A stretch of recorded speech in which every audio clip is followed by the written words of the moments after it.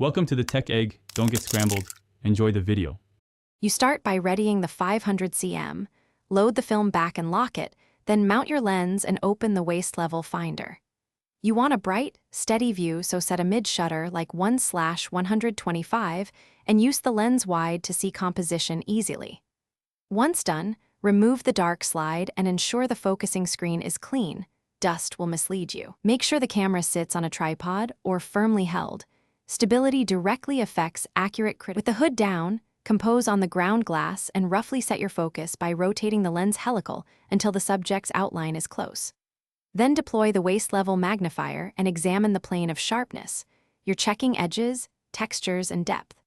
Once you see where the critical plane should be, use slow, small turns of the focus ring for course correction and the last few degrees for fine micro-adjustment.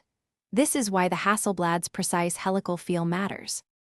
Before you expose, stop down to your intended aperture to verify depth of field and how in-focus elements remain across the frame.